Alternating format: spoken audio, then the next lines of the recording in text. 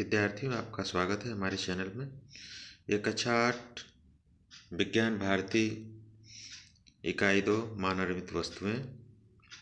इस चैप्टर में हम लोग पढ़ेंगे मानव निर्मित वस्तुओं की उपयोगिता, संश्लेषित रेशे, प्लास्टिक के प्रकार, गुण एवं उपयोग, कांच, मृत्तिका एवं उसके उपयोग, साबुन।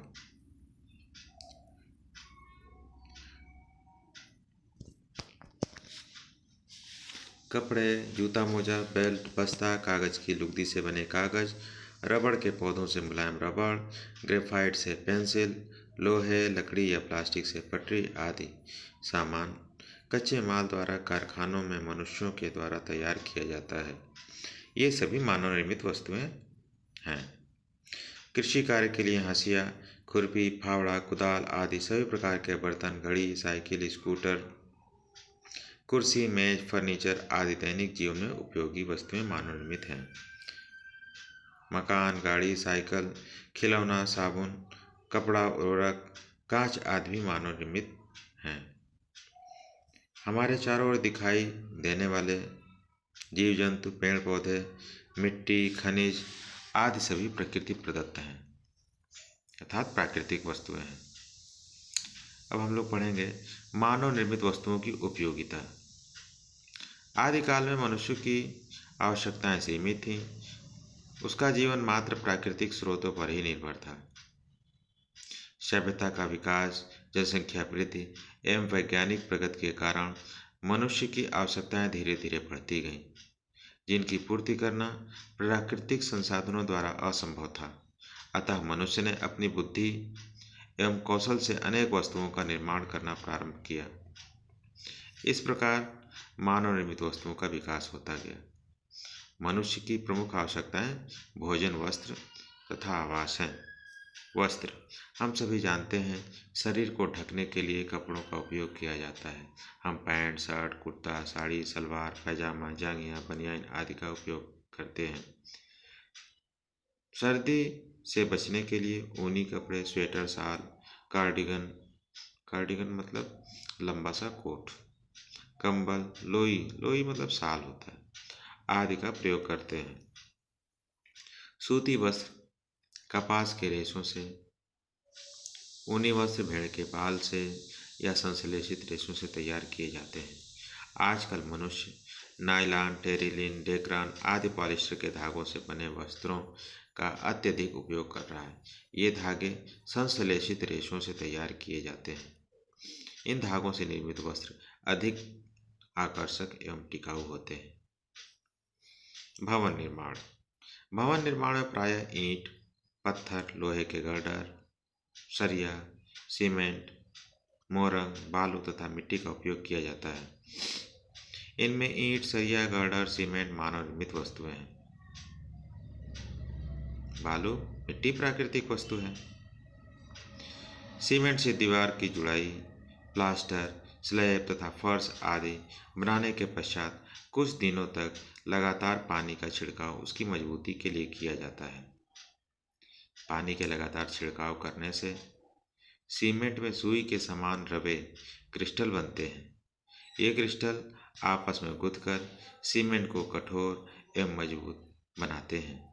इस क्रिया को पूर्ण होने में लगभग 1 सप्ताह का समय लगता है।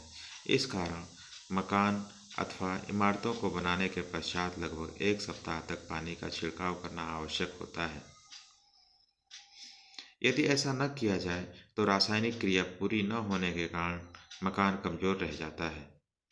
पानी छिड़कने का एक अन्य लाभ यह भी होता है कि दीवार या फर्श की भीतरी सतह पहले सूखती है तथा बाहरी सतह बाद में।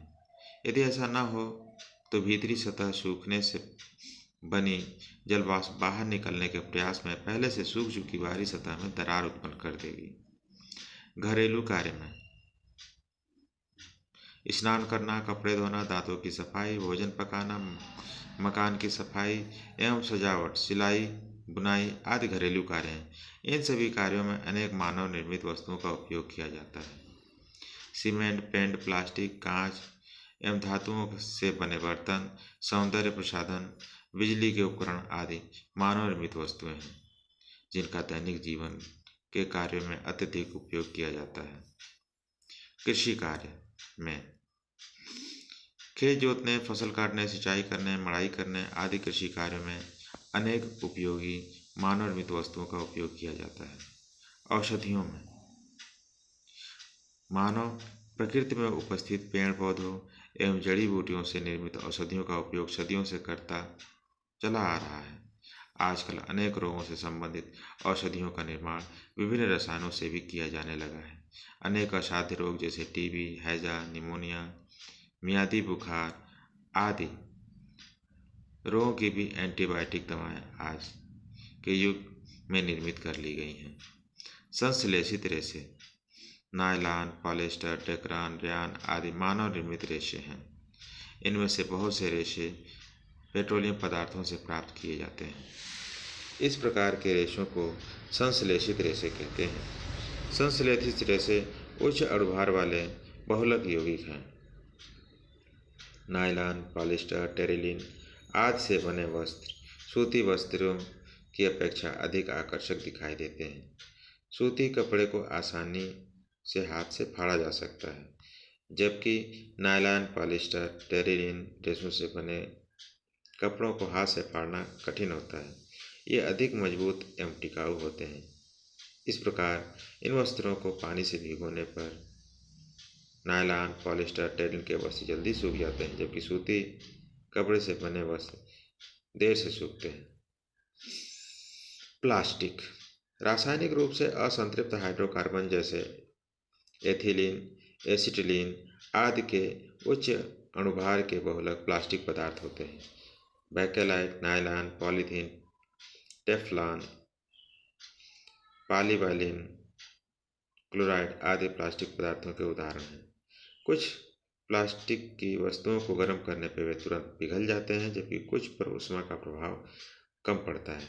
जैसे प्लास्टिक की बाल्टी ऊष्मा पाने पर पिघलने लगती है, जबकि कुकर की हैंडल आसानी से नहीं पिघलते। तो इस तरह प्लास्टिक की कठोरता एवं गलनांक के आधार पर दो भागों में बांटा जाता है।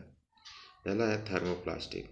इस प्रकार के प्लास्टिक गर्म करने पर मुलायम हो जाते हैं और जब इन्हें ठंडा किया जाता है तब वे कड़े हो जाते हैं।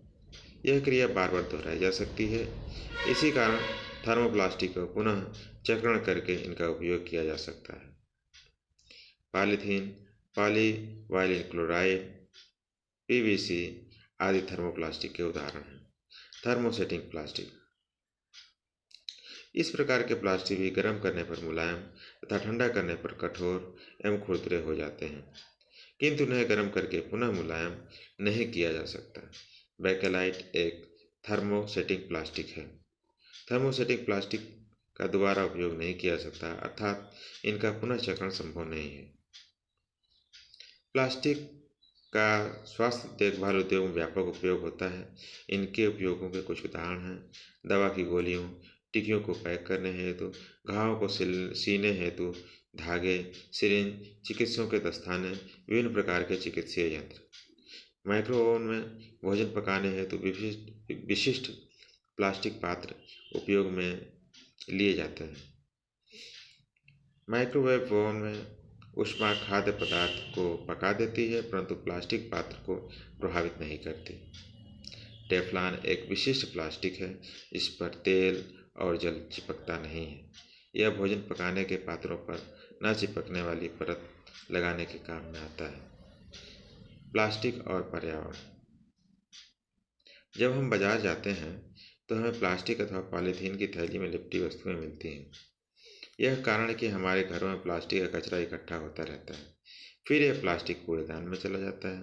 प्लास्टिक का निस्तारण एक प्रधान समस्या है। समस्या क्यों है, अभी बात करते हैं, उस पर हम लोग देखते हैं। पदार्थ जो प्राकृतिक प्रक्रिया जैसे जीवाणु की क्रिया द्वारा अपघटित हो जाता है, जैव निम्नीकरणीय कहलाता है। पदार्थ जो प्राकृतिक प्रक्रियाओं द्वारा सरलता से विघटित नहीं होता, जैव अनिम्नीकरणीय कहलाता है। और प्लास्टिक कैसा पदार्थ है? जैव अनिम्नीकरणीय। क्यों? क्योंकि यह प्राकृतिक प्रक्रियाओं द्वारा सरलता से विघटित नहीं होता। ये वर्षों तक मिट्टी में दबा रहता है और अपने ही रूप में बना रहता है। इस तरह मृदा को प्रदूषित करता रहता है। अपशिष्ट के प्रकार: सब्जी और फलों के छिलके, बचा हुआ भोजन आदि। इसको अपघटित करने में 1 से 2 सप्ताह का समय लगता है और इस पदार्थ की प्रकृति जैव निम्नीकरणीय है। दूसरा है अपशिष्ट का प्रकार में कागज। इसको अपघटित होने में 10 से 30 दिन लगता है, यह भी जैव निम्नीकरणीय पदार्थ है। सूती कपड़ा, इसको 2 से 5 माह का समय लगता है अपघटित होने में, इसको भी जैव निम्नीकरणीय पदार्थ मानते हैं। लकड़ी, इसको 10 से 15 वर्ष लगते हैं अपघटित होने में, यह भी जैव निम्नीकरणीय है। ऊनी वस्त्र लगभग 1 वर्ष लगता है, यह भी जैव निम्नीकरणीय है। टिन, एल्यूमिनियम और अन्य धातुओं के डिब्बे, इसको 100 से 500 वर्ष लगते हैं अपघटित होने में, यह जैव अनिम्नीकरणीय में आता है। प्लास्टिक की थैलियाँ, इसको कई वर्ष लगते हैं, यह भी जैव अनिम्नीकरणीय में आता है। प्लास्टिक की उपयोगिता: पॉलीथीन, ये एथीन का बहुलक होता है। प्लास्टिक का एक उदाहरण है जो सामान्य उपयोग में आने वाली पॉलीथीन थैलियाँ, न टूटने वाली बोतल, पाइप, बाल्टी आदि बनाने के काम में आता है। एक्रिलिक, कार एवं ट्रकों की खिड़कियों में पॉलीप्रोपिलीन रस्सी, रेसे, मजबूत पाइप बनाने में। स्टाइरोन, थर्माकोल, पैकिंग में संचायक सेल के केस बनाने में, खिलौने बनाने में। मेलामाइन, बर्तन बनाने में। बैकेलाइट, इसका प्रयोग बिजली के प्लग, स्विच तथा कंघी, पेन और हत्थे बनाने में किया जाता है।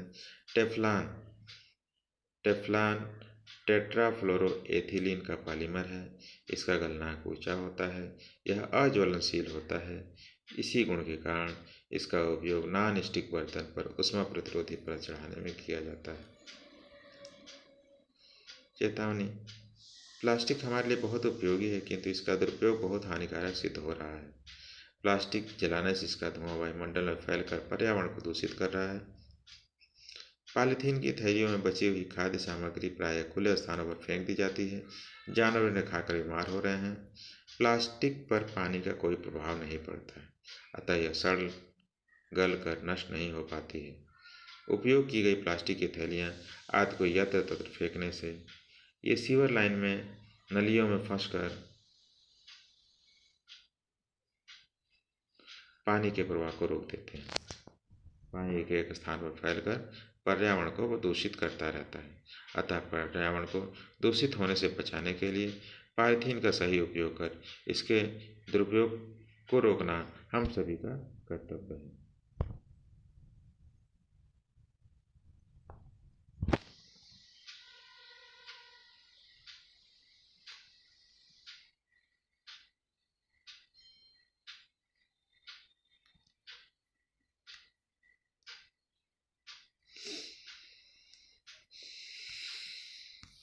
कांच, इसका उपयोग खिड़की के शीशे, वैज्ञानिक उपकरण तथा कांच के बर्तन आदि बनाने में किया जाता है। कांच की पारदर्शिता के गुण के कारण इसका उपयोग प्रकाशिक यंत्र एवं लेंस के निर्माण में किया जाता है।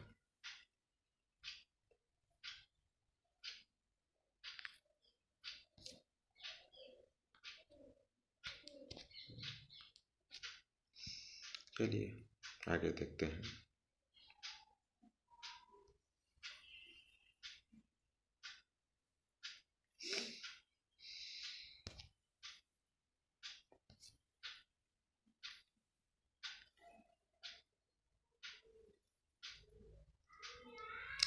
कांच क्या है? कांच कोई यौगिक नहीं है। कांच धातुओं के सिलिकेटों का विलयन मिश्रण होता है। साधारण कांच सिलिका, सोडियम सिलिकेट और कैल्शियम सिलिकेट का मिश्रण होता है। कांच का निश्चित गलनांक नहीं होता। कांच की क्रिस्टलीय संरचना नहीं होती। गर्म करने पर वह नरम हो जाता है और द्रव में बदलकर बहने लगता है। यही कारण है कि कांच को ठोस न कहकर अतिशीतित द्रव कहते हैं। कांच की कोई निश्चित संरचना नहीं होती है। इसकी गुणवत्ता इसके अणुओं पर निर्भर करती है।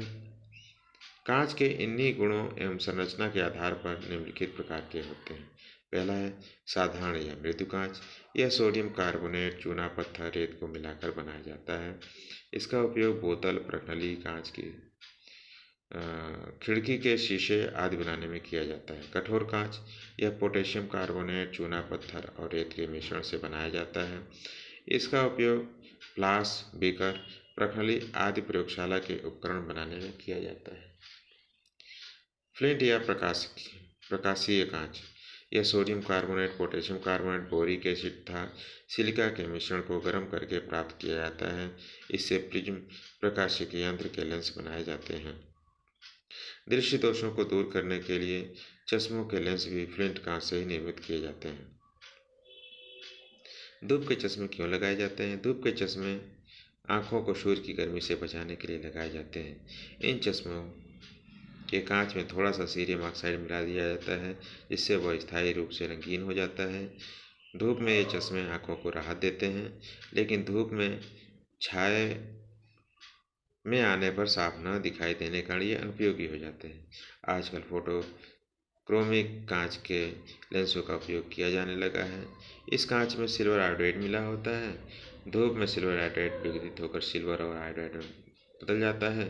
सिल्वर की यह परत चश्मे के लेंस को गहरा रंग प्रदान करती है और छाया में सिल्वर तथा आयोडाइड पुनः संयोग करके सिल्वर आयोडाइड बना लेते हैं, जिससे लेंस पहले की तरह हल्के रंग के हो जाते हैं। स्थायी रूप से रंगीन कांच बनाने के लिए कच्चे माल को भट्ठी में गर्म करने से पहले उसमें धातु का ऑक्साइड मिलाते हैं, जैसे कोबाल्ट ऑक्साइड से नीले रंग, फेरिक ऑक्साइड से हल्के नीले रंग तथा क्रोमियम ऑक्साइड से हल्के हरे रंग। सीरियम ऑक्साइड तथा क्यूप्रस ऑक्साइड से पीले रंग का कांच बनाया जाता है। अगला मृतिका। मृतिका किसे कहते हैं? मिट्टी के बर्तनों को बनाने के लिए कुम्हार एक विशेष प्रकार की मिट्टी का उपयोग करते हैं, जिसे चिकनी मिट्टी या क्ले कहते हैं। गुथी हुई चिकनी मिट्टी से चाक द्वारा पहले कच्चे बर्तन बनाए जाते हैं, फिर उन्हें उच्च ताप पर भट्ठी में पकाया जाता है। पके हुए इन मिट्टी के बर्तनों को ही मृतिका कहा जाता है। चीनी मिट्टी भी एक प्रकार की सफ़ेद मृतिका है। इसे चीनी मिट्टी के कप, प्लेट, केतली, गाड़ियों के स्पार्क प्लग के होल्डर तथा बिजली के फ्यूज बनाए जाते हैं। आग्नेय चट्टानों में फ्लेर स्पार्क खनिज के क्षरण से एक विशेष प्रकार की मिट्टी प्राप्त की जाती है। इस मिट्टी को बारीक छन्नी से छान कर जल के साथ आटे की तरह गूंथा जाता है। इसे कुछ दिनों के लिए रख दिया जाता है। परिणाम फलस्वरूप यह पिघले प्लास्टिक की तरह लचीली बन जाती है। अब इसे मन चाहे सांचों में ढालकर खिलौने, मूर्तियाँ, बर्तन, टाइल्स आदि बनाई जाती है। इन्हें आकर्षक एवं सुंदर बनाने के लिए बनाते समय मिट्टी में रंगीन धातु की यौगिक मिला दिया जाता है। तैयार वस्तुओं को सुखाने के बाद इन्हें मिट्टी में व्यवस्थित रूप से रखकर उच्च ताप पर पकाया जाता है। इस प्रकार प्राप्त वस्तुएं सरंध्र होती हैं। इन पर अनेक रसायनों जैसे लेड ऑक्साइड अथवा टिन ऑक्साइड का लेप चढ़ाकर और अधिक गर्म किया जाता है, जिससे ऊपर का लेप पिघलकर चमकीली परत के रूप में छिद्रों को ढककर इन्हें जल रोधक बना देते हैं। अगला टॉपिक है साबुन क्या है। तो साबुन जो होता है रासायनिक रूप से उच्च वसीय अम्लों के सोडियम तथा पोटेशियम लवण होते हैं। इन्हें प्रायः सोडियम अथवा पोटेशियम हाइड्रॉक्साइड तथा वनस्पति तेल की पारस्परिक क्रिया द्वारा बनाया जाता है। साबुन का उपयोग साफ सफाई के लिए करते हैं। कुछ साबुन औषध के रूप में भी प्रयोग किए जाते हैं। इसमें साबुन में कुछ मात्रा में कार्बोक्सिलिक अम्ल, गंधक, नीम का तेल मिला दिया जाता है। अब मार्जक क्या होते हैं? तो जब कपड़ा धोने के लिए हम बाज़ार से एक टिकिया खरीदते हैं, वह टिकिया उस पर साबुन नहीं लिखा होता है, उस पर डिटर्जेंट टिकिया लिखा होता है। यह डिटर्जेंट ही अपमार्जक है, जो कठोर जल के साथ झाग देने वाला रासायनिक पदार्थ होता है और कपड़ा धोने में काफ़ी मददगार होता है, परंतु रासायनिक दृष्टि से साबुन से भिन्न होता है। तो ये टॉपिक, ये चैप्टर ख़त्म हो रहा है और हम इसके पार्ट 2 में इसके क्वेश्चन आंसर के बारे में वीडियो लेकर आएंगे। Thank you.